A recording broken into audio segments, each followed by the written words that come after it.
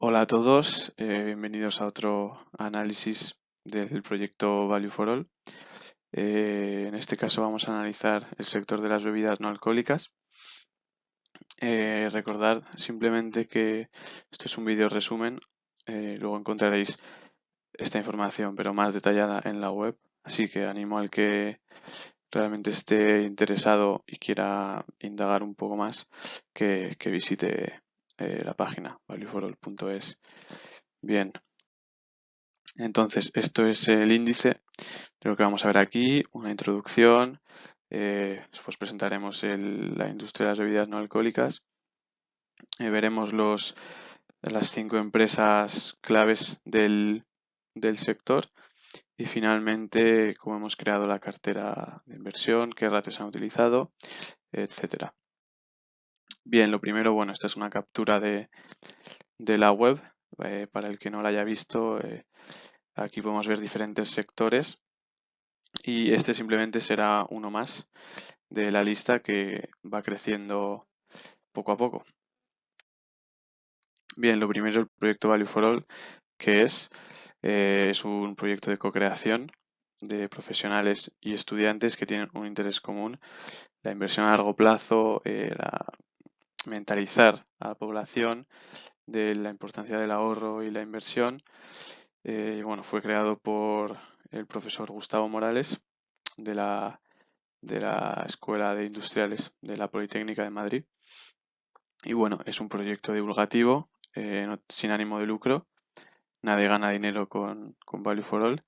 Y también es importante decir que es un proyecto independiente. No está patrocinado por ninguna empresa, ni ninguna institución pública, ni nada.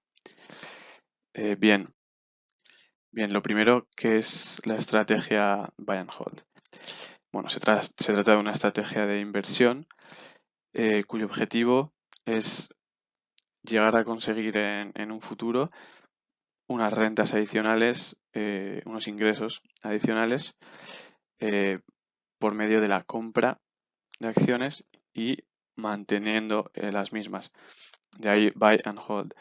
Se trata de mantener, siempre pensando en el largo plazo, para aprovechar esa revalorización. Se trata de una inversión en acciones, obviamente, en el mercado de valores, renta variable y siempre pensando en el largo plazo. Siempre mínimo 3 años, 5, 10, cuantos más mejor. Las empresas que se suelen buscar, que se suelen comprar con esta estrategia son empresas grandes y sólidas, con beneficios estables y continuados en el tiempo, que repartan dividendos, también es importante para esa renta adicional, y que tengan cierta antigüedad en la bolsa, no empresas nuevas. Las fuentes de ingresos, pues en esta estrategia provienen del ahorro, de los dividendos y de ingresos extraordinarios. Se trata, bueno, de una gestión activa. Y bueno, como todas las estrategias, al final conlleva un riesgo. Pero por ello también es bueno siempre diversificar para mitigar este riesgo, ya sea geográficamente, temporalmente, por sectores, etcétera. Bueno, destacar también que se trata de una estrategia que se basa en el análisis fundamental, de cierta manera, a la hora de analizar las distintas empresas. Bien, con esto llegamos ya a la industria de las bebidas no alcohólicas. Pues bien, esto no es un sector en sí mismo, sino que es más bien eso, un subsector dentro del de alimentación y bebidas, que a su vez pertenece a los llamados supersectores defensivos. Esto quiere decir que no sufren tantas fluctuaciones, es decir, no dependen tanto del ciclo económico en el que estemos como si lo hacen otros sectores. Es decir, al final la gente siempre va a comprar comida o bebida sin variar mucho porque haya crisis o no. No es como, por ejemplo, podría ser el sector del automóvil, en el que sí se ve muy afectado por por las crisis. Las bebidas no alcohólicas es un sector o subsector que ha tenido un crecimiento estable a lo largo de los últimos años, como podemos ver en ese gráfico. siempre, siempre va creciendo poco a poco. Y bueno, como tendencias dentro del sector podemos mencionar que sí que se está tendiendo a las empresas a sacar al mercado productos más saludables, productos sin azúcar, porque existe una concienciación en la gente. Y bueno, estas empresas al final se adaptan. En el otro gráfico podemos ver ahora mismo la cuota de mercado de los diferentes tipos de bebidas. Al final las llamadas soft drinks se lideran claramente. Es el tipo de bebidas de la Coca-Cola, Pepsi, los grandes triunfadores dentro de este sector. También las bebidas de café y té, el agua embotellada, las bebidas de frutas son otros tipos de bebidas importantes. Bien, eh, ya vamos a ver los actores clave de este mercado y son los siguientes: Coca-Cola, Pepsi, las dos gigantes de la industria, Monster Beverage Corporation, bebidas energéticas, Coca-Cola Euro-Pacific Partners y Keurig Dr Pepper. Bien, en primer lugar, estas dos empresas, bueno, como ya he explicado, son las dos grandes gigantes de la industria, son empresas similares, de ahí que estén juntas en este pequeño análisis. Ambas tienen un negocio estable y longevo, que como hemos visto era algo importante en la estrategia Buy and Hold. Llevan muchísimos años en activo, operando. Y bueno, ambas son aristócratas del dividendo. Los dividendos hemos visto que también eran importantes en esta estrategia.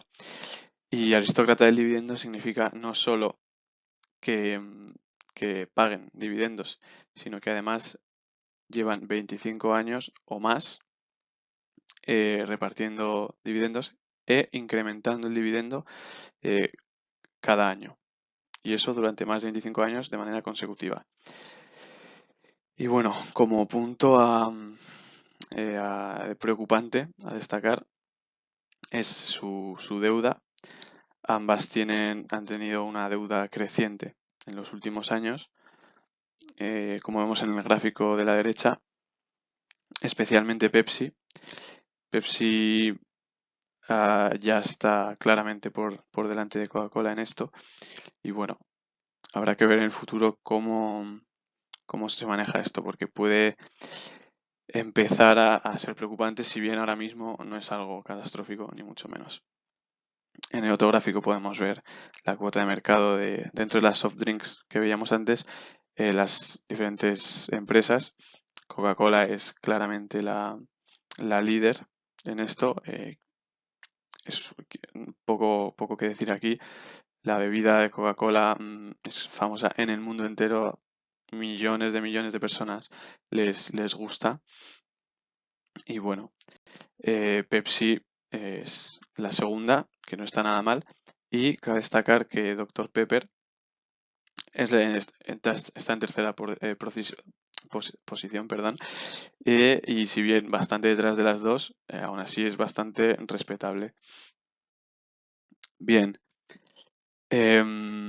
La siguiente empresa que vemos es Coca-Cola Euro-Pacific Partners. Esta empresa hasta hace un año se llamaba Coca-Cola European Partners, que se dedicaba a la distribución y embotellado de los productos de Coca-Cola en Europa. Con la adquisición, ya digo, reciente de Coca-Cola Amatil, que era su homónima en Asia Pacífica, básicamente, pues ahora esta nueva empresa se encarga de tanto Europa como Asia Pacífica. Luego es una gran aliada de Coca-Cola. Se podría decir que esta ha sido la más afectada por la pandemia de COVID-19 que en 2020, bueno, y aún hoy sigue afectando a las empresas, ya que al final esta empresa se dedicaba a la distribución, pues eso, a supermercados, pero también a locales de ocio, restaurantes, hoteles, que se vieron cerrados durante meses y meses en diferentes partes del mundo, sobre todo en Europa, y eso pues tiene un efecto, como es lógico. Bien, por otro lado tenemos a Monster. Esta es una empresa distinta a las otras que se van a analizar hoy. Es una empresa del sector de las bebidas energéticas. Es una empresa joven y como podemos ver en el gráfico, es una empresa que lleva un crecimiento muy bueno y estable en los últimos 6 años. No para de crecer, tanto el beneficio como el EBITDA. Es una empresa muy rentable. Y bueno, cabe decir que su gran competidor es Red Bull, que no es una empresa pública, de ahí que se ha elegido Monster, pero a pesar de ello, Red Bull es la que lleva más tiempo, ha sido siempre la número uno, pero Monster le está ganando terreno poco a poco en el mercado. Es una empresa a tener en cuenta sin duda. Y bueno, también destacar que Coca-Cola adquirió una parte de Monster por medio de un acuerdo en el que además los productos de Monster podrían ser también embotellados y distribuidos por Coca-Cola, por los partners de Coca-Cola como Euro-Pacific Partners que acabamos de ver. Eso obviamente es una gran ventaja para Monster ya que ayuda a que sus productos se distribuyan por todo el mundo. Bien, y la última empresa que vamos a analizar es Keurig Dr Pepper. Esta empresa nace de una gran fusión que tuvo lugar en 2018 entre Keurig y Dr Pepper el Snapple. Como vemos en el gráfico, en ese año, los costes de la fusión y todo provocaron esa caída en el beneficio y en el EBITDA, pero a pesar de ello, se puede ver que los años de antes y sobre todo los años de después, los últimos años, tanto EBITDA como beneficio han estado creciendo. Entonces es un crecimiento estable, menos por ese bache, digamos, pero que tiene su explicación. Y bueno, cabe eso recordar que al final es la tercera empresa, por lo menos en cuanto a soft drinks, detrás de las dos gigantes que son intratables. Así que también es una empresa muy importante. Bien, pasamos a explicar ahora la creación de la cartera de inversión. El proceso que se ha seguido es el siguiente. Igual que con los otros sectores, pues primero se han definido unos ratios para analizar las distintas empresas.